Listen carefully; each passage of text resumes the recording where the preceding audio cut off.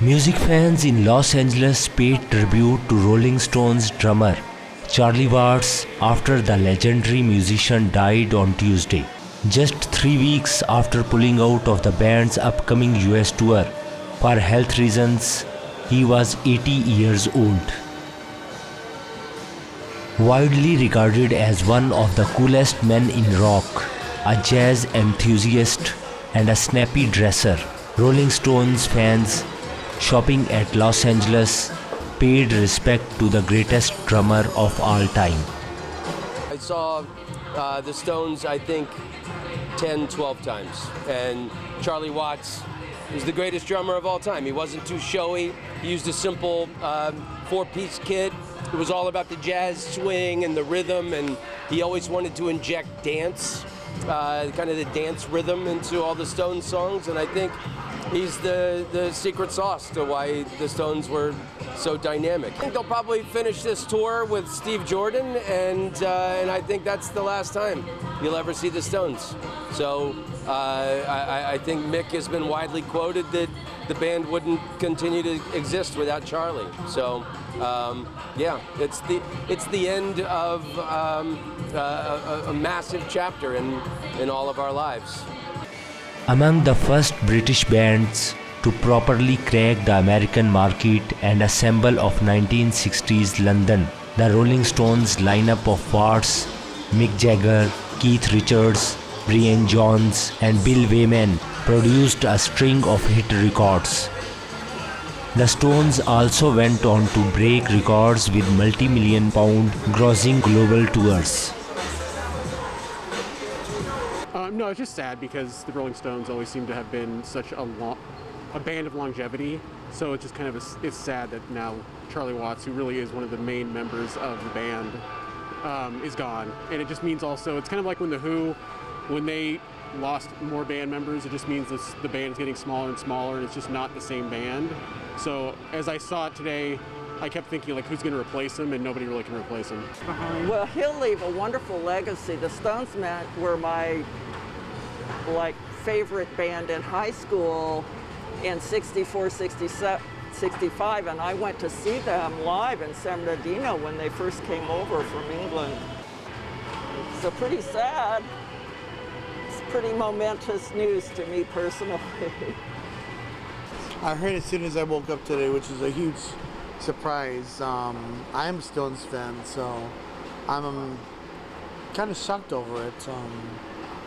I had thought about maybe seeing the upcoming tour, but as soon as I heard that he wasn't going to participate, I kind of like, nah. But I didn't realize he was that bad off. So I'm really sad that he's passed on. He's the most elegant member of the Stones, and he's just an amazing drummer. Watts played drums on all of the group's 30 albums and on every tour.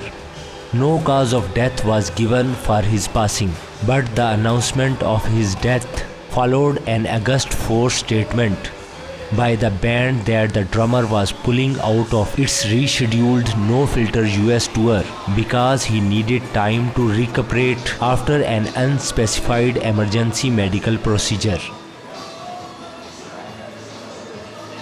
Yeah, I mean, always been a Stones fan since a teenager.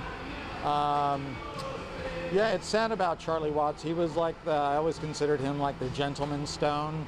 He was the guy that was always kind of above all the fracas, you know, and he kept his thing. I also really appreciated that he had a genuine interest in jazz and in experimental musics and stuff like that. And he kind of was the,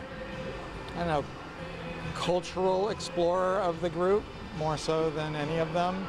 The others were they were straight on rock and roll, but Charlie was, an intellect. Watts was born in 1941 during World War II and grew up in Wembley area of northwest London, attending Harrow School of Art before starting work as a graphic artist with an advertising agency. Unlike his bandmasters, Watts had been in a successful group before agreeing to join the Rolling Stones in 1963. He married Shirley Ann Shepherd in 1964 and they remained together until his death, the first regular member of the band to pass away since Jones in 1969.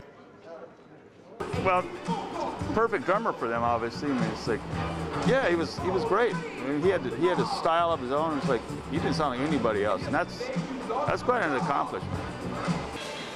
Watts left the hell-raising that defined the Stones in the 1960s and 70s to the other members, but provided the heartbeat of the band. Away from the Rolling Stones, Watts found the time to play jazz with several groups, including a 32-piece band, the Charlie Watts Orchestra, as well as to work with pianist Stewart in the band Rocket 88 during the 1980s.